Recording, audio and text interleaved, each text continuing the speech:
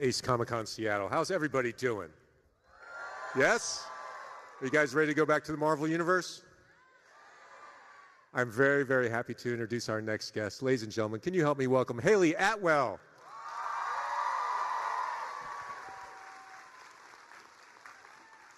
Oh my God, wow. How are you? Hello. So good to see you. You want to sit there? Yeah. Thank you. Hello, there's so many of you. Hi. Hello. This is fun. How are you? How's your day going?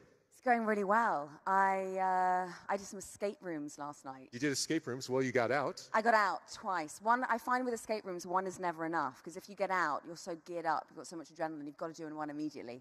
And if you don't get out, you want to prove yourself that you can, so you do another one. So I'm kind of obsessed with that at the moment. How many rooms have you escaped from? In excess of like 30. I have a WhatsApp escape room group in the UK. And I'll be, if it's my day off, I'll be like, Sorry. I'm like, text my friends going, anyone up for a cheeky escape room about 4 p.m. East London? See you there. It always feels quite... That's fantastic. Well, can you tell us your favorite one without giving too much away about it? I did one. Have you guys done, do you know escape rooms? Are they popular here? Okay, good. I'm in the right company. Great. I did one with my dad, which was in LA, and it was like an Oriental Express train.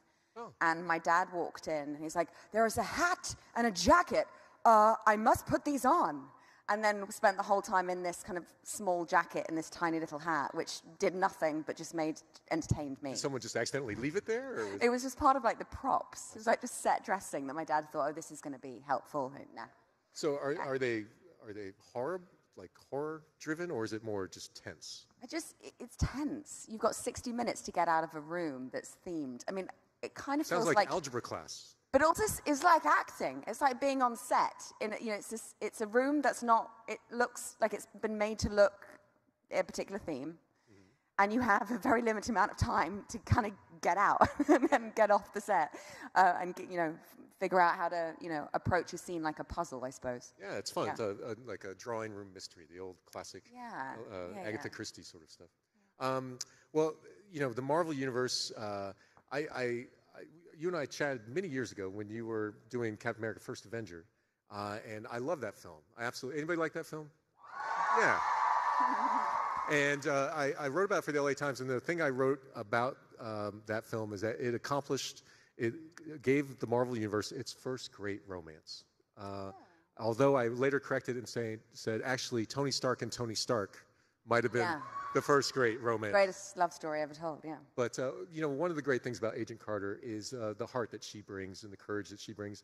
And in that first one, the unrequited love, talk a little bit about that and how the character, working on that first film in particular. Yeah, gosh, yeah, it was a long time ago. 10 years now. Yeah. Almost 10 years. Almost, yeah.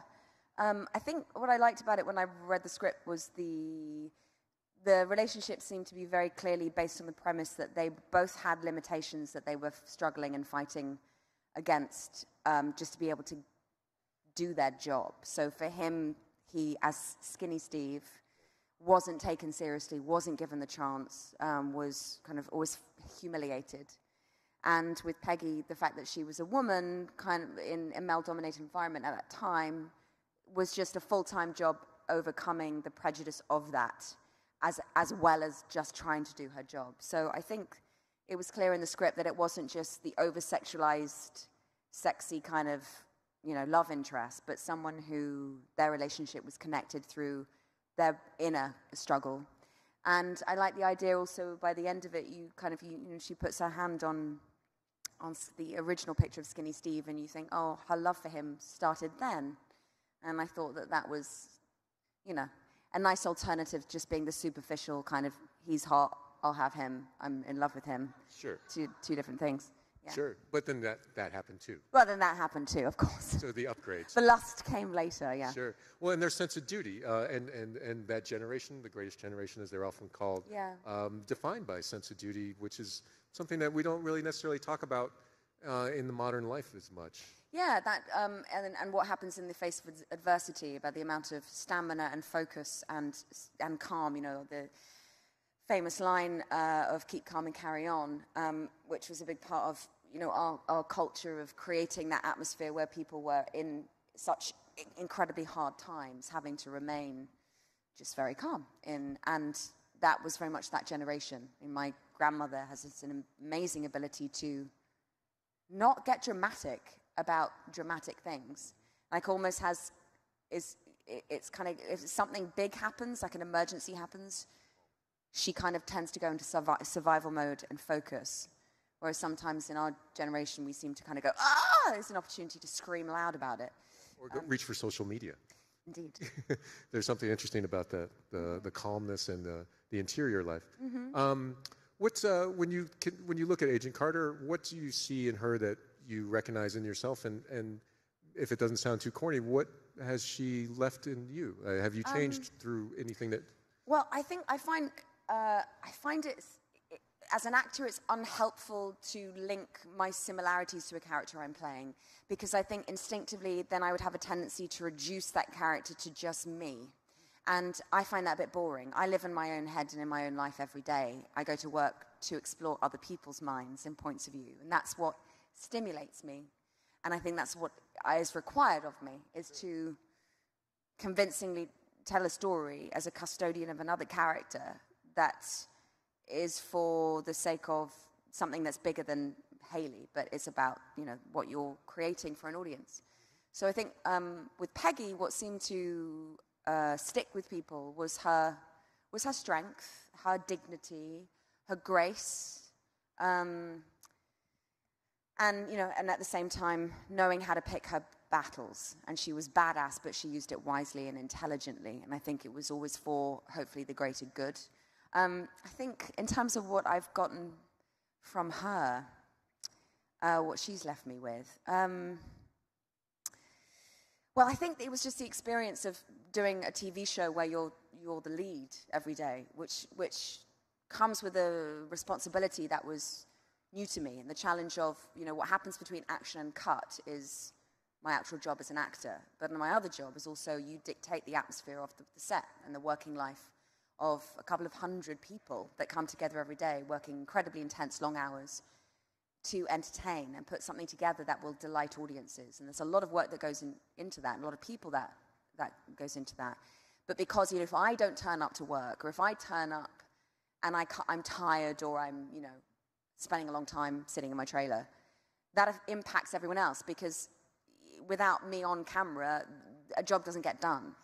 So that to me was a fantastic growth experience of knowing how to be a leader on a set. And I think it helps playing a character like Peggy, who within her own world is a leader, and I believe a good one, and a democratic one, and honorable, exactly. And so I think wanting to therefore have a happy set, and knowing what that meant, and how do I create a happy working environment where everyone feels that their position is seen and heard and validated, and yet the focus is in a very short amount of time to be able to deliver the best performances that we can.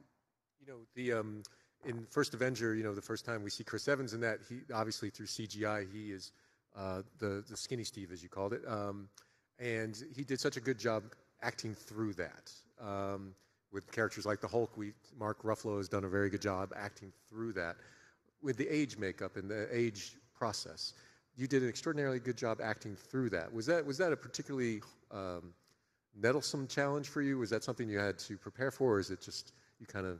Yeah, I think when Peggy's when she's on her deathbed, I think the challenge of that was wanting to show that she had moments of lucidity, that she knew who she was and who he was, but then you also realize that she goes in and out of it. And so we decided that she's in a particular stage of kind of Alzheimer's and dementia, very similar to my grandmother who passed away from it. And I remember her, it was an emotional time for her, the experiences of being lucid and then also realizing that she had forgotten. Like it was quite a harrowing thing to watch someone go through. And I think so my feeling to play her was to give that the kind of the respect and the plausibility that portraying someone with a particular illness has to carry, and humanizing it without overplaying it or overselling it, and keeping it as simple as possible. And dignified, yeah, exactly.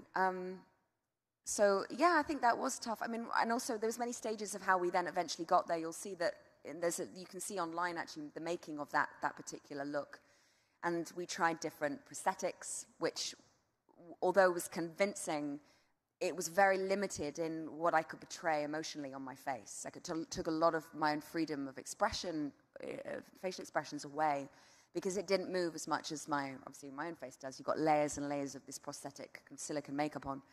So, and the directors knew that I would be able to create a believable performance through how I express myself, and wanted to capture that. So they had to kind of go back and start again. And so what they ended up doing is they did CGI.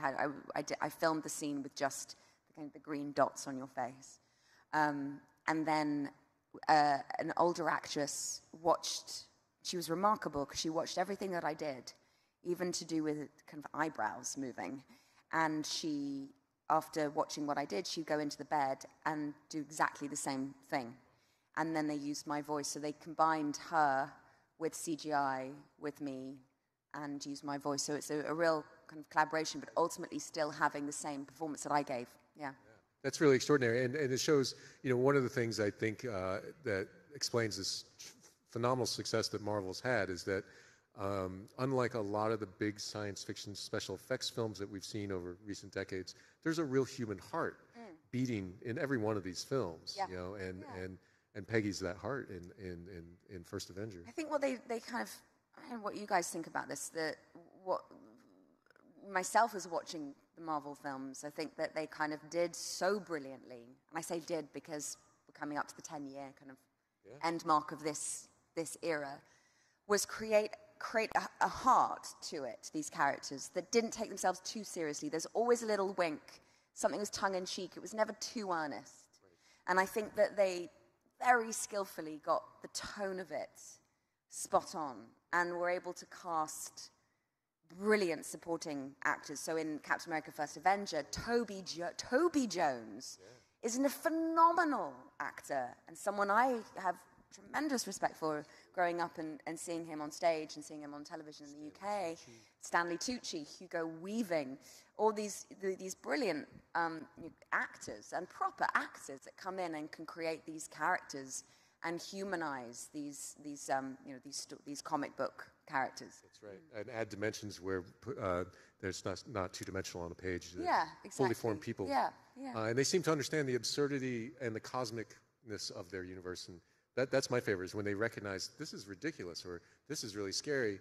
It feels like they don't feel like the characters in Star Wars who seem to expect these things to happen. Right. Yeah. They kind of see and I suppose being aware of the characters, kind of seeing how there's an element of the ridiculous about it. Also means for us as audiences we can relate. That becomes relatable in some way, and that is a very good way that the audience are brought into these absurd worlds, because even the superheroes are going to us, I know this is crazy, but check this out. Yeah. And that is very, I think, makes it easy, more palatable. Yeah, and there's a sort of a Greek tragedy quality to it too, in the myths. Yeah, because like the DC characters, theirs are a birthright. Someone was born on another planet, someone's born a princess, someone's born the king of the ocean, someone's, a billionaire. But, in Marvel, a guy gets bit by a bug. It's a little different, And that's what we want in our heroes, is someone that at least for that moment goes, maybe that's me. Right. And maybe what they represent is an element of my own humanity and my own inadequacies or my own disabilities in some way. In the human world, limit me to what I can do, but maybe in the superhero world, they are my gift. That's something that can be turned around and used as a strength. Yeah. So they've done that quite cleverly. The first First Avenger, Joe Johnston directed that, and he's one of my favorite people to interview because he's kind of a cranky guy, and he's got real opinions, and he's got this interesting background working on the Raiders of the Lost Ark and Empire Strikes Back and all that. I'm just curious, how did you find Joe? He's a particular flavor. I'm kind of like a bouncing ball of energy on that film. So I would make him laugh and I'd make him smile. And I did this with Tommy Lee Jones. Tommy, my friend Tommy. Mr. Lee Jones. Who's a little cranky.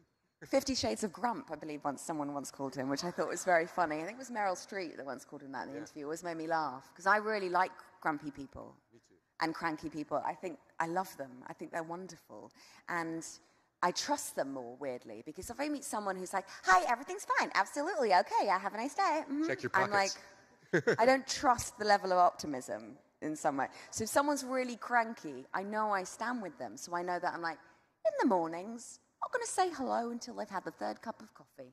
Now I understand the rules of that person's life, and I know how to act accordingly.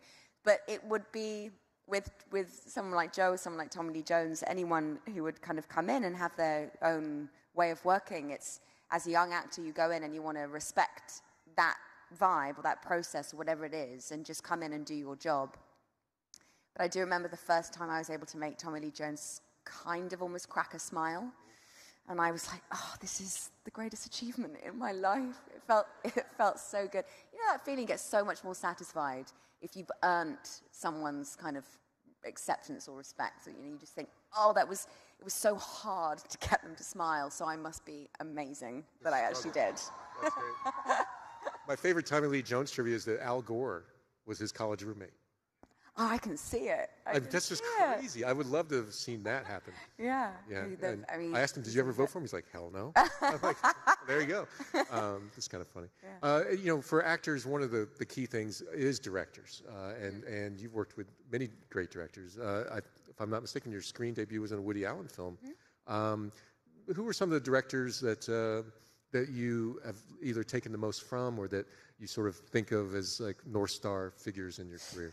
Oh, great question. I think different directors, it depends on kind of the material that you're working on as well. I mean, I think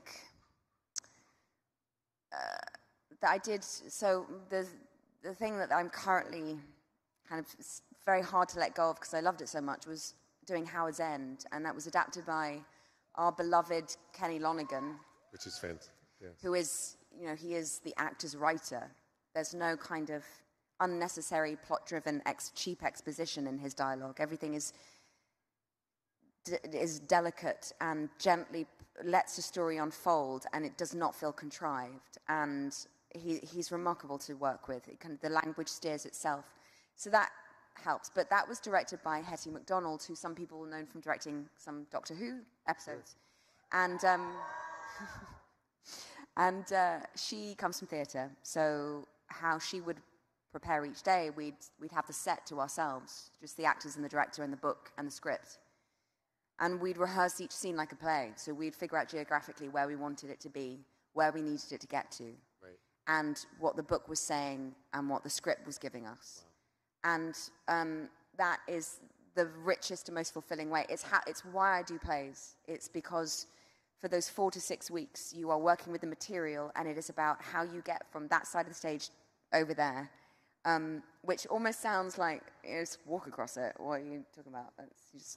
But having a reason, having your physicality being very specific to telling the story, it's quite exposing about your limitations of the craft, but also your ability to kind of figure it out as you go along. And Hetty, for me, was and remains to be kind of an exceptionally intelligent and craft-based director. Yeah. Fantastic. Well, and one of the projects I know you're excited about is Christopher Robin, and for me, Winnie the Pooh growing up and Christopher Robin was such a defining childhood memory and tonality. And talk a little bit about Christopher Robin for you and that experience. I was on holiday and I got an email saying Mark Forster would like to discuss the possibility of doing Christopher Robin with you as this character Evelyn, who's adult Christopher Robin's wife.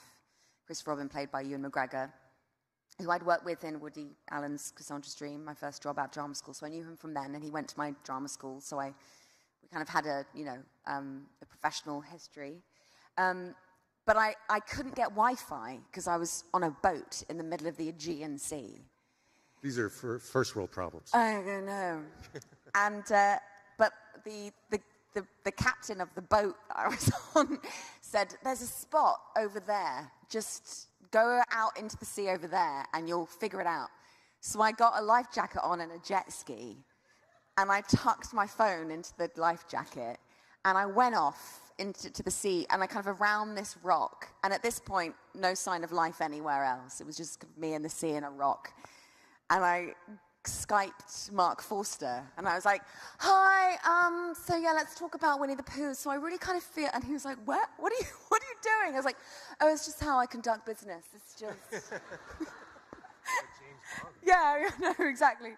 And it was the kind of the surreal experience of talking about Disney's Winnie the Pooh with Mark Forster, who had associated from doing Monsters Ball, so very kind of dark, intense films, and being on and then being on a jet ski in the middle of the sea was all very surreal, and we giggled about it. And I think actually the absurdity of it broke the ice between us, and I think that's why he gave me the part. He went, "Oh, I'd quite like to work with you. You sound like you'd be a laugh." And so I have the Greek GNC to thank for that job. But what's lovely about the film is it's you see it from the trailer, is it's the original voice of Pooh, and the animals look like lived, loved teddy bears rather than the actual living animals. And you have all the beautiful kind of personalities of each one of them as comes through boldly, and they're all kind of what you want it to be. And having a film that, my parents' generation, my generation, and then the generation below me and their babies would love and would relate to. It's this kind of ongoing, kind of beautiful story that's passed on from generation to generation. And I think the love of Pooh is like the juxtaposition of this bear being so naive and yet so unconsciously wise. Right. So they talk about him being a bear of very little brain, but a bear of a very big heart. Yeah. And it's just a very charming narrative. Rumbly in my tumbly. I can't wait. I'm so excited about it.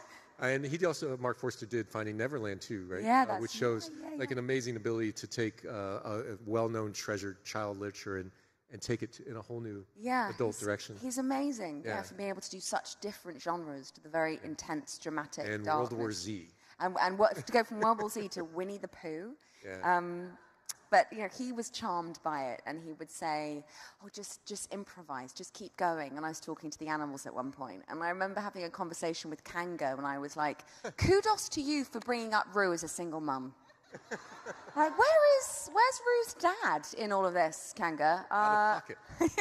Sorry, that's a little kangaroo joke. Sorry. Exactly. But he was very fun playing with him. He's got a lovely sense of humor, and I think. I think it's very charming. I haven't actually seen the final film yet, but people who have seen it have loved it, been really charmed by it. So that's great. Yeah.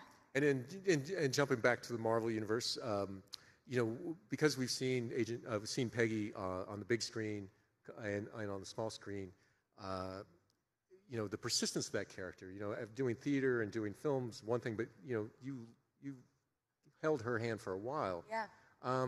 Is there a moment a screen moment that you would look back on that you think you would circle as being one that really kind of you would, in your mental scrapbook, that you think of when you think of Carter?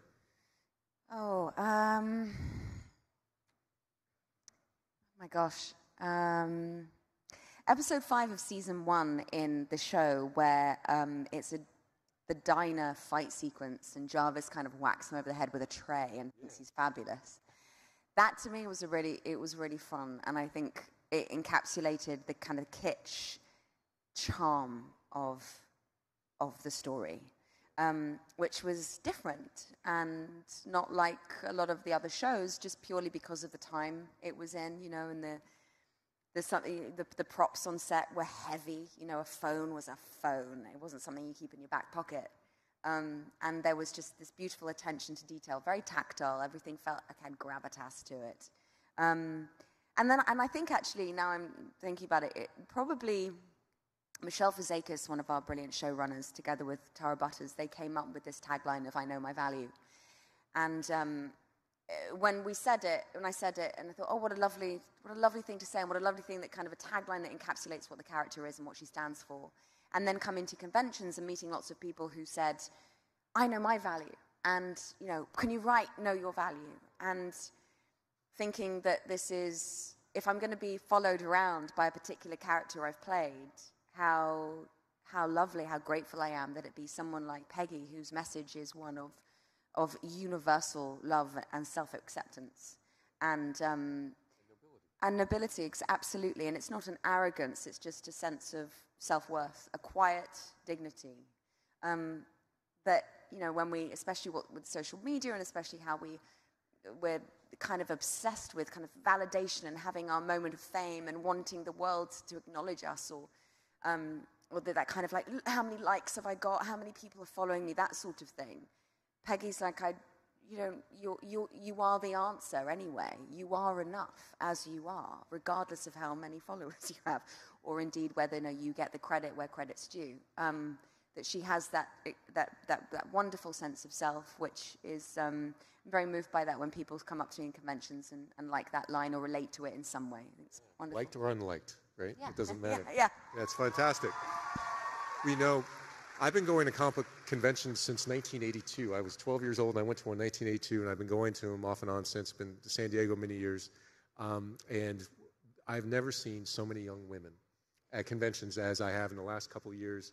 And it's so fantastic, especially, and a lot of that has to do with Harry Potter. I think a lot of it has to do with the Marvel films. A lot of that has to do with a lot of the great representations we've seen. Yeah. And it must be awfully satisfying for you to look out and see all these women that are and young ladies dressed as Agent Carter. Well, yeah, absolutely. I do feel, although we have a very long way to go, the conversation is changing, and audiences are going, yes, we want female-led narratives.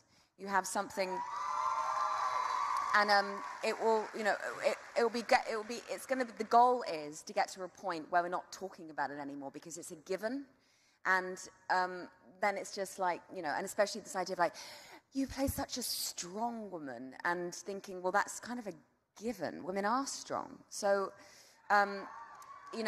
But we're so many other things. So it's so important to have for definitely for young people and people in formative years where they're still very much influenced by what they see and the choices of movies that they watch, to see themselves represented, or see aspects of their personality represented, or see someone that looks completely different to them but has some sort of shared humanity. And I think that is changing in recent years, and we're celebrating it more. That we want films to represent much more the diverse, the mix of people that make up this planet. That's really important. Absolutely.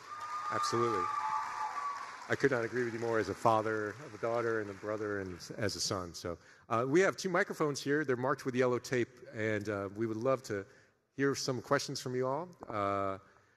And as you line up, one quick thing.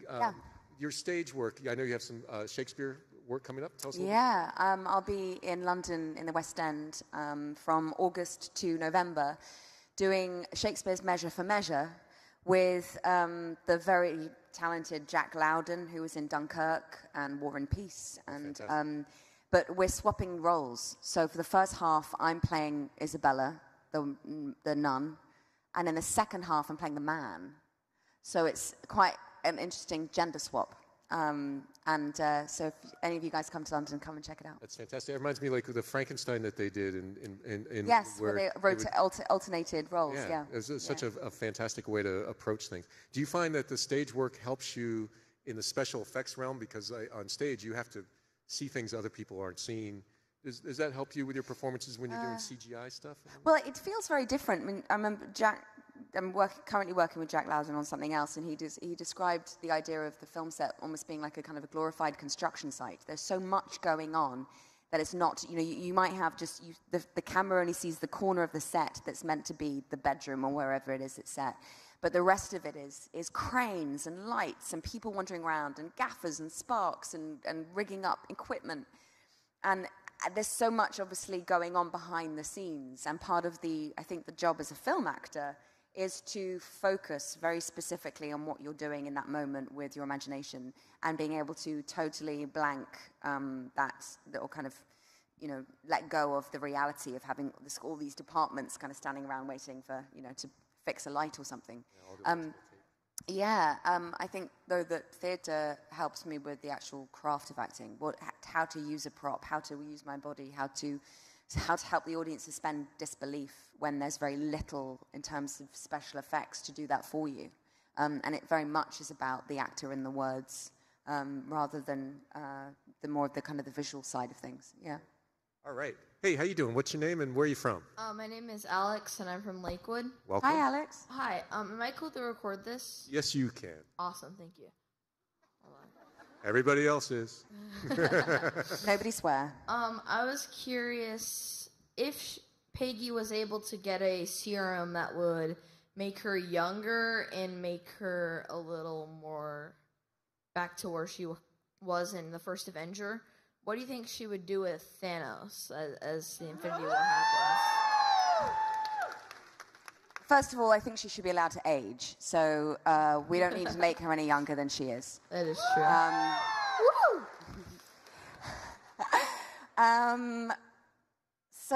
Well, you guys help me with this narrative, because this is where I always fall short. So Thanos, how does it work? What do you think? I think she would stand up to him and say, don't do this.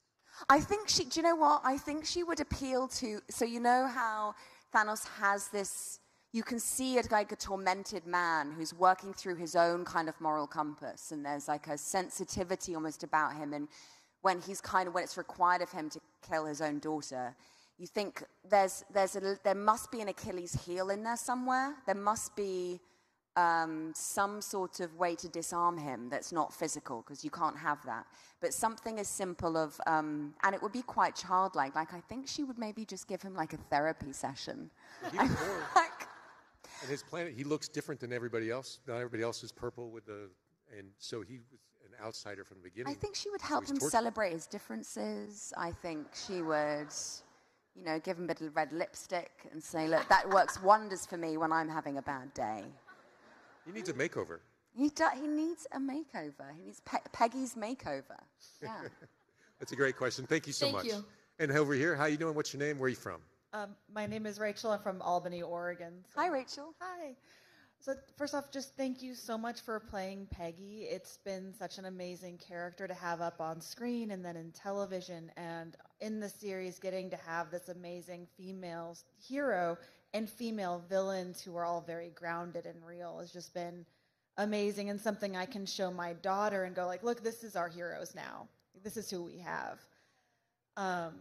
And so my question is, I cried when I learned that Agent Carter wasn't coming back as a series. I was so upset. If you got a chance to come back, like Netflix picked up the series, would you go to it, or would you be like, I've said what I need with this character, so I'm done, or would you go on? Well, I feel incredibly lucky to have been able to play a beloved character for so long, as is.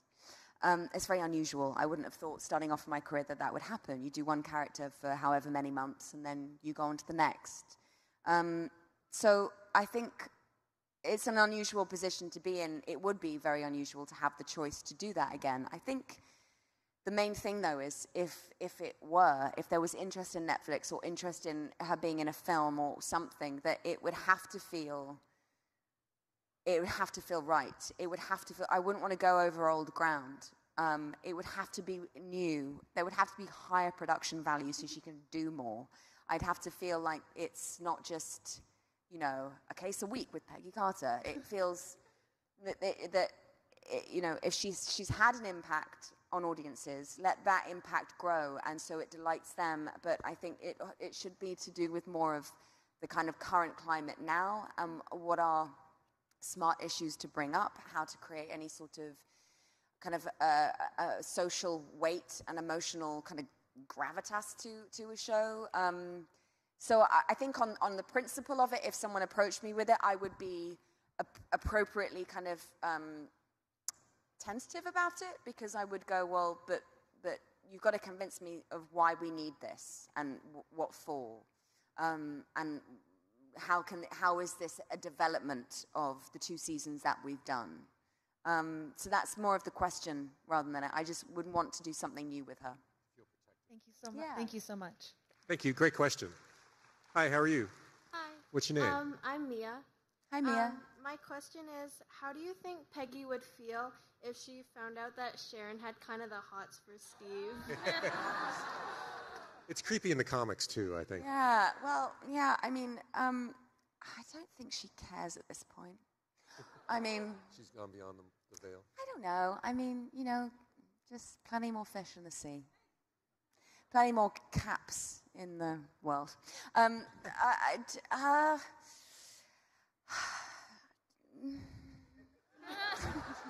She's been through so much. Yeah, I think, I don't think she'd be threatened by it.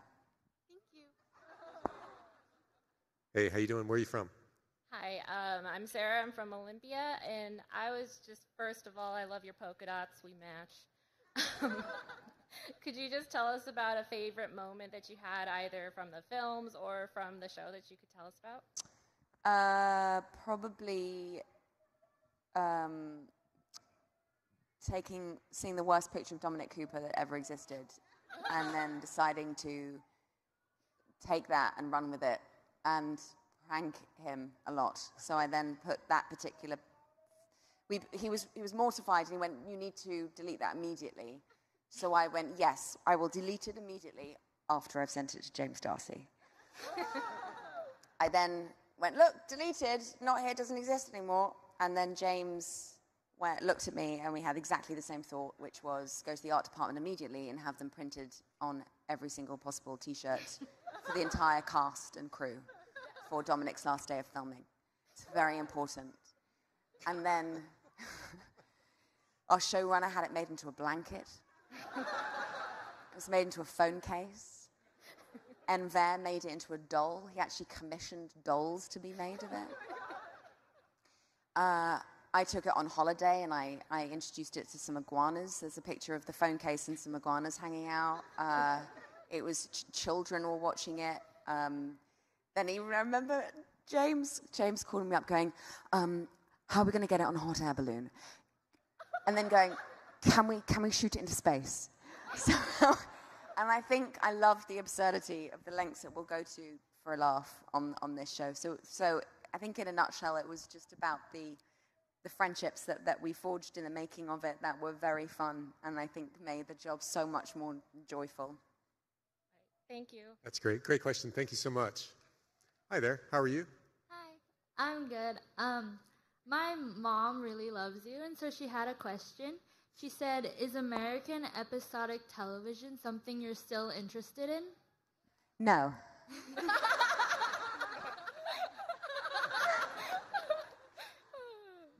I love single-form drama and limited series, and I love Netflix and HBO and all of the cable channels. I think the advantage of doing a limited series, for example, Howard's End, is that you have a little bit long with the development of the characters. And so the writing can tend to be kind of,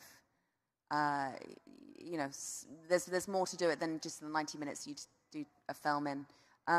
But I'm looking for kind of, at the moment, I would love to continue doing, all the classics, all the great parts on stage that we have in the canon for actors. Actresses, and also original material. I love to kind of, doing Black Mirror was fantastic because it was a 1 hour kind of just study in grief in the technological age. And so although it was short, it was an intense story that I love telling. I find with episodic television, because it's being written as it's going along, it's very hard for an actor to get a sense of what they're doing or have much sense of being grounded in the character, or even not knowing who the character is. If something's being written as it's happening, it's a surprise to you when you do it. You're like, the character's, well, if I'd known that now, I would have maybe not made that choice before. So it's kind of a churning out kind of feeling that I find just based on my background and being in the UK, because we don't have it. It only exists in the UK really as soap dramas, which is its own thing, but I've not had an experience of that. So mine has always been being able to get the material ahead of time and see the complete script, and then being able to make choices based on that. And that's kind of where my training has come from. So that's kind of what I like pursuing. Yeah. It's like a race without a finish line. If it's open-ended and a little, you can get rudderless. Yeah. Because you're at the mercy of whoever the new director and writer is. Absolutely, yeah. So, terrific. Thank you very much. Thank you. Hey, how you doing? Hi. So I'm Navia from Bellevue, Welcome. and I love you, Hayley Atwell, in like all of your films, honestly. Like The Duchess is one of my favorite movies. So my question is, if you had to choose one of your characters to be, who would it be and why? In real life? Yeah.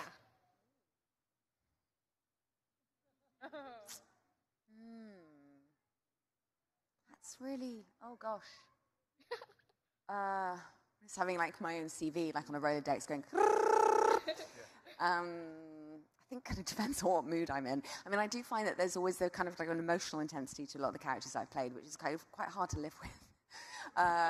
So I'm going to say something that's kind of, I played a character on stage earlier this year in a new comedy called Dry Powder that was written by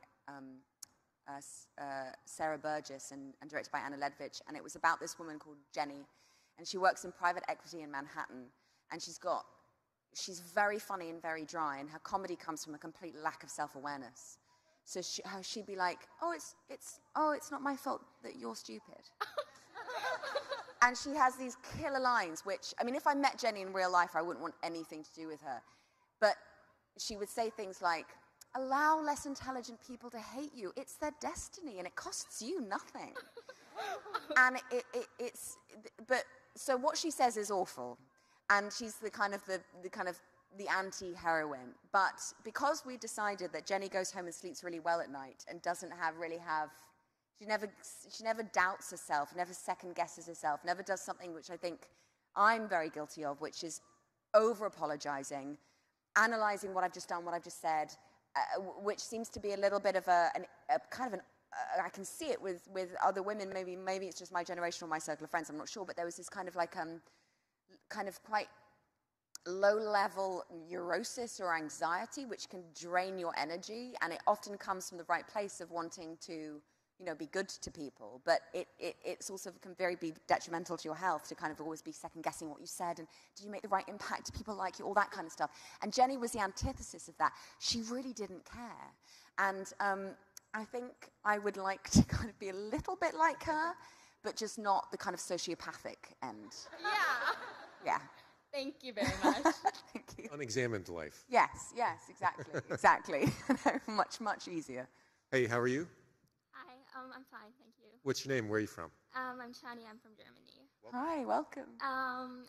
To me, you're like a strong woman, and I love how you shut down haters on social media. Do you have any tips for people who struggle with like haters or cyberbullying? Oh yeah, I think get off social media for a bit. Yeah, there's this brilliant man that I've been watching his interviews on YouTube and reading his book, Jaron Lanier, his name is. Does anyone know this guy? He's kind of a Silicon Valley philosopher. And so he was very much in the Silicon Valley in the techno world for many years, and he is an incredibly articulate and bright man. But he's been kind of doing this circuit, this kind of chat show circuit with his new book about 10 reasons to get off social media. And he suggests that the way that social media, the algorithms that are created, they are designed to make you addicted. And that's partly the kind of the little dopamine hit you get every time there's something new that's happening that you want to keep up with. But it can send you in kind of a vicious circle that you can't get out of. And like checking your phone every 5 minutes and becoming addicted to it, but then also engaging in a system whereby a lot of people wouldn't say these things directly to your face, and if you were, you certainly would not want them anywhere near you, because it would be such an kind of uninformed and malicious, quality in someone that you would just kind of think, well, that's their problem, that's nothing to do with me. But I think because you have that barrier of social media where people go, well, I'm sitting in my pants in my mum's basement, I can say what I want and no one's going to attack me for it, and then we'll say something ridiculous. I think there's a danger there that sometimes that we can lose the perspective about what social media is and the dangers of it. And so he suggests in his book for coming off of it for a time to gain perspective, but also a connection of the physical world around you and the people who are actually in it and inhabiting it. And I think that's that kind of healthy distance, I think, is essential for one's mental well-being. It talks a lot about in the book as well about the social media either directly or indirectly causing a rise in depression, especially within teenagers. And it definitely has a dark side. And it's kind of, we are manipulated by these blind robots. who are gaining information about us based on what we click on and what we're interested in, that feed us back to us adverts of things that we are most likely to buy, which in itself is not an evil thing, but spun out of control, it can become a Black Mirror episode. So I never, if I on the occasion, I might kind of talk to a little hater. I find it funny. Like, I don't take it personally. It doesn't touch me because I don't, I'm kind of want to be independent of the good and bad opinions of other people, and I believe in freedom of speech. I think how wonderful that you can say what you think and not be persecuted for it. That's something that not every country in the world can enjoy. So, people are welcome to kind of express what they want, but it's also, as soon as, you can get a sense that someone's just being negative for the sake of it, or they're being abusive, or they're creating the comment section to be a breeding ground for bullying. That's not something I'm interested in, so I'll just kind of shut that down. And I hope, in a way, what it would do is it could show other girls or other people who feel very much a victim of cyberbullying that I won't tolerate it for myself, and I wouldn't tolerate it for a friend of mine going through it either, and you can stand up for yourself. No. Absolutely. Well said. Yeah. It's also like a bathroom wall. You walk in the bathroom wall and somebody's written something horrible on it. You don't feel a need to argue with the wall. No, this one. You just walk away. I might try and have an argument with the wall, but it doesn't get me very far, does it? Yes, that's true. Thank you. Captain, we've been waiting for your arrival. Hello, Captain Marvel. How are you? I'm good, thank you. It's about time. I'm Sasha. Welcome. Hi. And I met you yesterday, and I do have a question, but before I get into that, I would like to say that you have inspired me since I was 11 years old when the first Avenger came out, and I told you that I wrote my college application about you. I didn't get a chance to say that I did get in. Congratulations! Wow! Hear it. Come on, everybody. Amazing. We're all looking for acceptance, and that's the best kind. Yeah, amazing. Thank you. And because you have inspired me, I'm now taking on leadership positions, even as a freshman, and I'm now the director of an environmental organization at my school, and I'm looking on to take more in my life. And that's all because of you. Thank you so much. Amazing. Well, it's you. You've done it. You're the one that's done it, so congratulations. Fantastic. And my question is, Peggy Carter does represent a lot of real women in the world at her time. And I was wondering what you think a modern Peggy Carter would look like and how she would operate in our world and what she would do. I think there are a lot of modern day Peggys in all walks of life. I think it's anyone that kind of holds themselves with a sense of who they are in whatever that looks like. It's a quality rather than a particular aesthetic. You can see it in everyday heroes. We love Marvel superheroes because there's something identifiable about them. Like you were saying, it's a guy that's been bitten by a bug, and it's not someone born great. That's something that's very appealing. So with Peggy, I think whether it's anyone who, in a moment of adversity or conflict, just takes a moment to pause and not emotionally react to something, but actually exercise their own kind of innate sense of self. And you can see that from whether it's, a teacher or someone works at the local supermarket or a politician. It's anyone, I think, that addresses a room with their own kind of set of values intact and holds firm to what they are in the face of conflict or in the face of adversity, really. I think they're everywhere. Yeah. I think you might be one. I think so too. Yeah. Thank you. Thanks for the question. Now, straight from the Seattle Seahawks, starting wide receiver. How are you, sir? Not quite. My name's Lot from Marysville, Washington. I'm a father of 4, 2 of them being daughters, my youngest being 13. I'm always looking to get them into things that I'm interested in, such as Marvel, and it's always good to have a positive female role model to share. And Agent Carter, fell in love with Agent Carter from the first one, from the Avengers, and really enjoyed the show. My question was kind of asked earlier, but I'm just kind of wondering, has there been any whispers about any sort of backroom conversation about a script or future event, future... Yeah, I'm absolutely going to tell you all of that. I mean, it's just you and I, right? I'll just share it with my daughter. That's yeah. No, it's actually the truth of it. It's not... when the show was cancelled, that wasn't a choice Marvel made. It wasn't a choice I made. And that's part of the, when you're working on anything that's, there are so many decision makers, not just the creatives making the show, but then the people who are putting on the show, So I think it was a surprise to all of us because we love doing it. But, and like I said, I'm not, and I'm also not privy to a lot of those kind of conversations. I'm not in the corporate world of selling shows or distributing shows. I don't know how that works. And like I said, I think I believe that there are parts that I want to play and opportunities that I will create for myself that are female-led narratives, aside from Peggy. And I want to explore what those are. And if I was to play her again, it would have to feel like it had evolved for me, that it would be a new challenge, that it would be something fresh and relevant and up to date, with great writing. It's not just, I think creating good shows is about taking the time to go, what is it that we can put out there in the world that people will respond to now? And what is it that they want? And how can we not only give them what they want, but then delight them and excite them and inspire them by giving them more or taking them off in a different journey?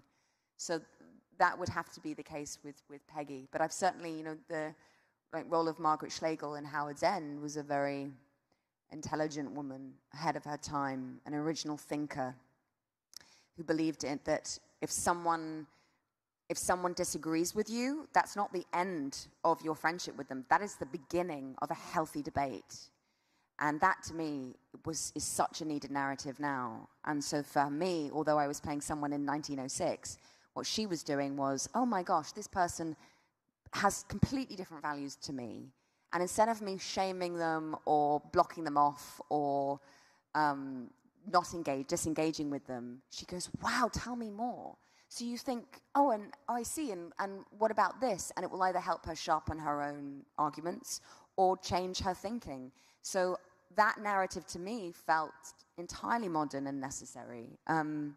And I'd feel that we would see different sides of Peggy in order for me to feel like it was for anything, It just feels like her story was not finished. There's so much.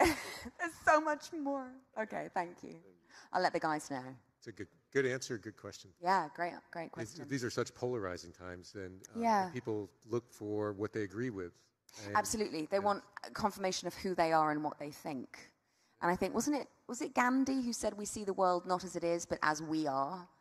Yeah. And when we live in, especially when we can live in sound bites and memes on social media that be like, I live in the world, you can live in the world of headlines and what you think and what you feel. And there's such hostility within that I think it's very reductive to your own mind. And actually, you are responsible for being as informed as you can, and that means engaging with people who are vastly different to you or stand for different things, but being curious about them rather than immediately hostile or dismissive. Yeah. Hey there, how are you? Congratulations, you survived Thanos. I'm not sure about me. I didn't see you after, so. Next question. Hi, Hayley. Hi. My name's Terry. I'm from Out Lake Terrace. Welcome. My question to you is, if Steve Rogers had been walking up to the chamber to get the serum, and he had just chickened out and ran away, would you have just said, screw it, jumped in there, got the serum, picked up the shield, and started doing it yourself? Oh, yeah. I was kind of disappointed that he did. I was like, oh, here we go again. Like another woman lost her chance. Yeah, I was kind of, I'd love to, but I remember talking to Lucy Esposito going, can she have maybe kept a little vial for herself? Can she have just put it in the back pocket while he was busy transforming? And then how fun it'd be if she took it, but she ended up being awful, like just a horrible human being.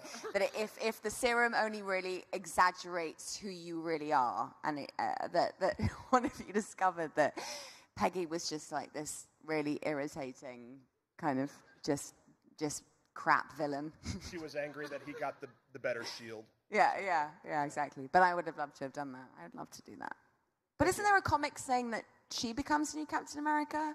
Yeah. So is that actually in a comic? There's so many, yeah. I'd do that. I mean, yeah. Really? Yeah. Of course I would. Yeah. Apparently, I've got some catching up to do. All right. Thank you. Hey, how you doing? Hi. What's I'm your name? Jennifer from the Silicon Valley. Well, welcome. Hi. Hi. My question is, because you've played characters in the past, if there was a time period or a historical figure that you would like to explore as an actress.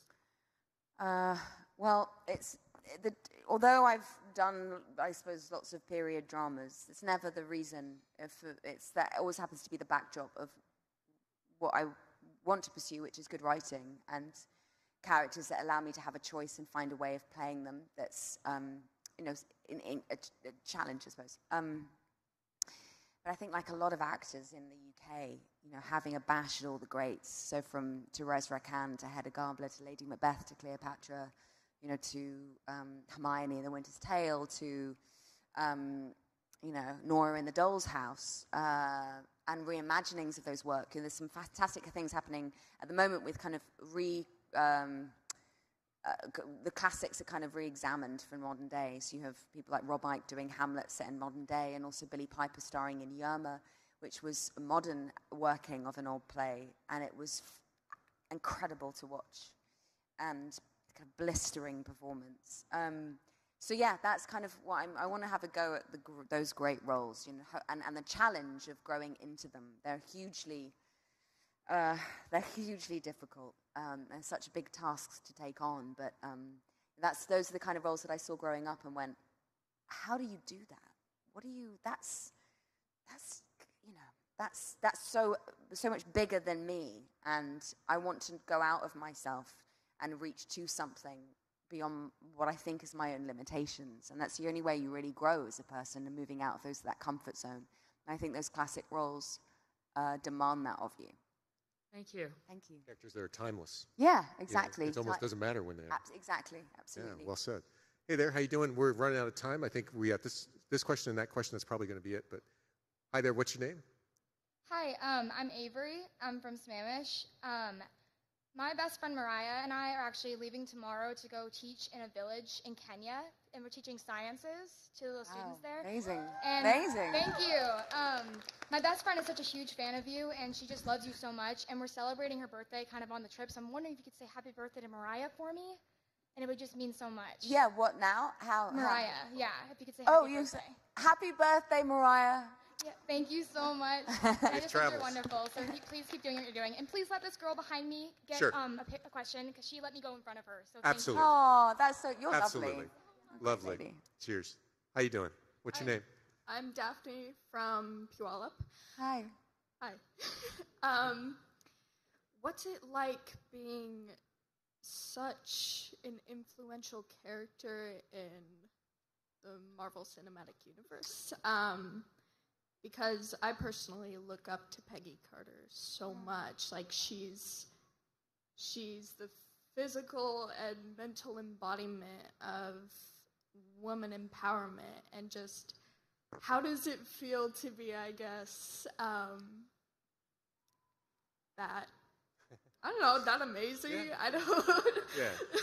I wake up in the morning and I look in the mirror and I go, I am the physical manifestation of female empowerment. I don't. That's the first hour. That's about an hour. I mean, no, I'm joking. I mean, kind of. But I am. When you wake up in the morning and you look in the mirror and you go, oh, no. Really? Today? Okay. I think it's amazing. It's amazing, but it's not, Peggy's not just me. It's a collaboration of people who have chosen the words for her based on what they think audiences will connect and relate to and be represented in. So you you liking Peggy is because they're qualities that you have. You know, she's you. Absolutely.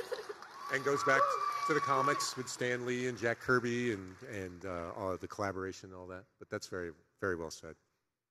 Well, thank you. Thank you. I love you.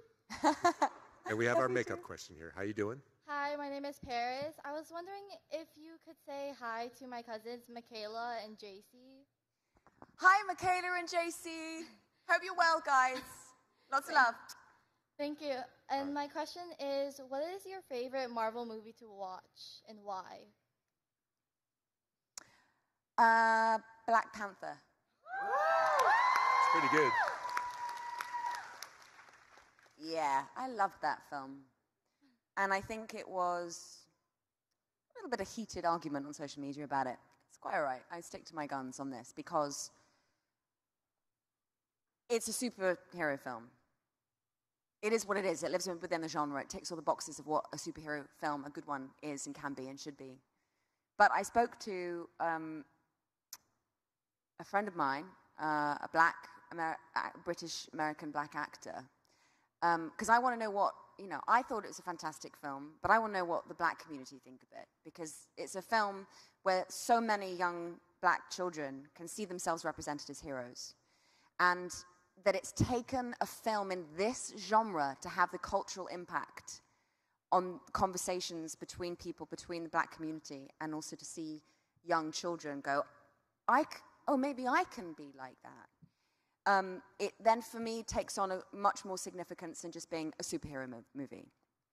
And he told me that he felt that had been the case, that to have also an African aesthetic, a very strong African aesthetic, and a mythology that was rooted in this fictional place, but had connections to Africa, I found incredibly moving and very powerful.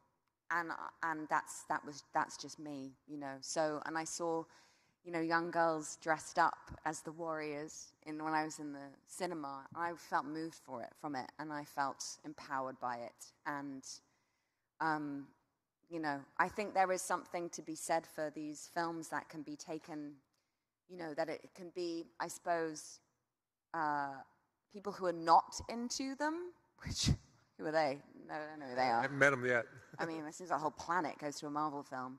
But that think that they're like, good fun films, and but for a lot of escapism, and I think they have the power though and responsibility though to reflect back where society is, even if it's just a suggestion or a little kind of in joke rather than an on the nose political statement.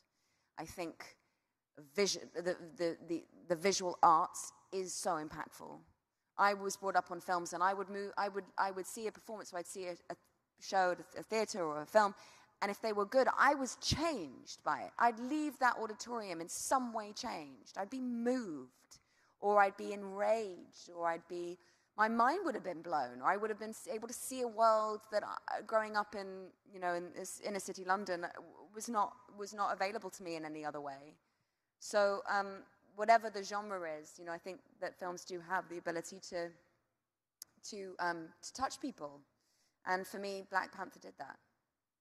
Well, I'll tell you right now, absolutely, that film absolutely does that. Peggy Carter does that. Ladies and gentlemen, can we give it up for an agent of change, the amazing Hayley Atwell? Thank you so much for joining us. Pleasure. Thank you, Ace Comic-Con Seattle, and we got more coming. All right. Thank you. I think they want to do a photo with you right there with the crowd. Go ahead. Guys, everybody look over here. Who wants to be in the picture? Right here. Hey. Everybody wave for the photo.